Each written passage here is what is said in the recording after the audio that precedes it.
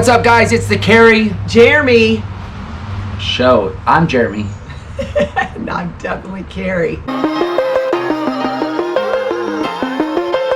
We're coming at you with some good Q&A, giving you some insights to lessons we've learned along the way, and hopefully it will be a benefit to you. So, question for us is, what is one thing you've implemented that has been game changer for you in your fitness and wellness? You know, I think I've been thinking about two things: consistency with nutrition, like just consistently now eliminating, I'd say, like processed foods or even junk. So being that Halloween was not too long ago, there were some M&Ms and some good old-fashioned Snickers and Twix and all those things that used to, I would stick my hand in that and I would go to town on some of those sweet treats. Now, I actually didn't touch one of those. I've been confronted with several of those items, even recently, and then I reflected back. It was like, that junk food does not serve me. I'd rather go and get my 80%, 90% whole dark cocoa bar and have a couple of pieces of that, because I know that it doesn't actually, my body responds differently. And so just knowing that, stacking those years of nutrition, good habits, now I can literally kind of refrain from some of that stuff that I know does not make me feel good. And it's just that anchoring of that stuff doesn't make me feel good. So nutrition, consistency, I think if I would have known this, I guess I was aware that this food didn't make me feel good, but I did it anyway. What is that? Is that kind of what do they say? Do it over and over again and try and get a different result. And it's kind of some sort of insane. Nutrition is absolutely been something that, as I've gotten older and more mature, I've been able to really be more consistent on choosing what serves my body, because I know how much better it makes me feel. What about you, Jeremy? I think for myself, I really would have liked a coach that understood the nervous system and priming and regulating the nervous system, specific to training, work, and how that addresses, perspective and reality. Just knowing how the body works. I was actually thinking about this today, about the nuances and the complexity of your experience.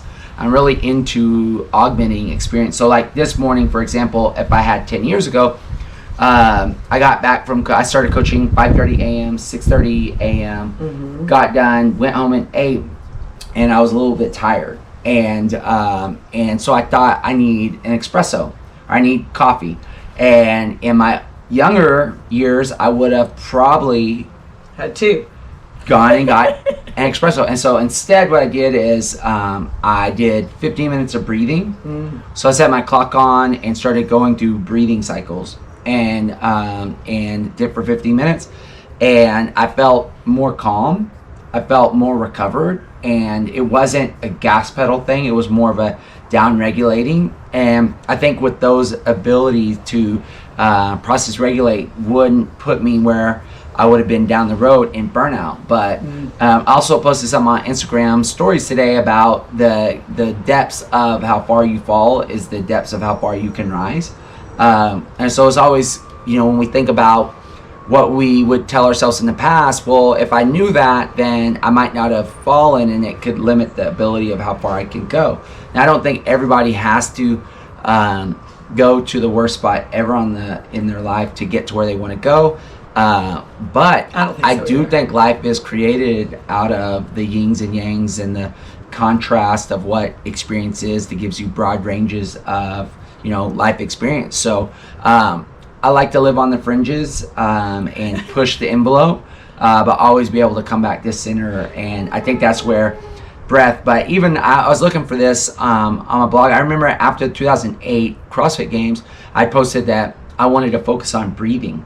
I can remember the post and everything. I was looking for it the other day, but there was no tools that were around at the time in the culture you didn't know about it. Performance or biohacking that was available for me to learn breathing. So it just took another 8 years before I got the tools necessary to learn that. So I think that's kind of for me where it's at, because you know when I was doing 10 years ago, 12 years ago, I was on point with my nutrition, I was on point with my mobility, but I was always in sympathetic dominant, and that's where I lived. And to fall out of that, I was afraid of it because I didn't know if I'd get it back.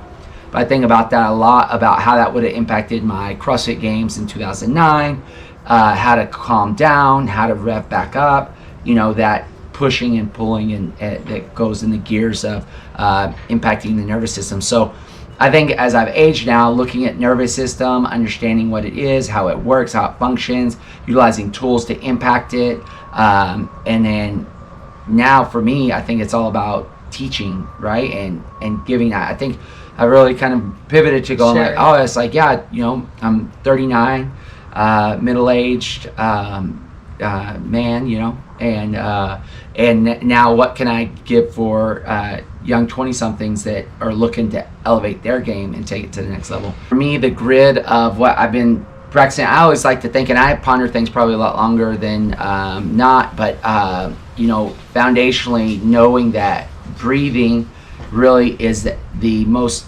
powerful health regulator that we have access to, and it's free.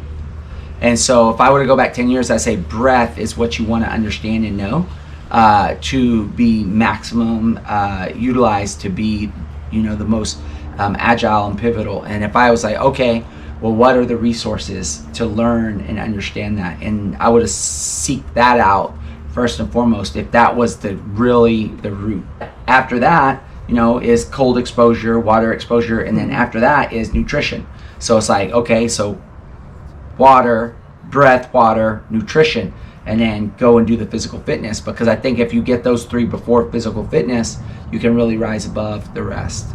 I think that it's interesting too to go back to think about, like, well, it's like you said 10 years ago, and what you would want to know is these, like, I think that, again, not from what I would teach myself, but what you were talking about is consistency. And consistency in whatever you're doing is ultimately going to result in progress. And so the more consistent you are in positive habits, the more residual growth that you're going to get. So ingraining and building positive habits would be another one, and we focused on that a lot. But then it's dropping in the proper habits that will get you to where you need to go. So you got to constantly be growing and learning and changing and experimenting and advancing, and that's life. All right, guys, that's it. As we get deep into the contemplation of life, look at it. All right, guys, we love you. Look at it. Stay healthy, stay clean, and we'll see you next time. Have a good one, guys.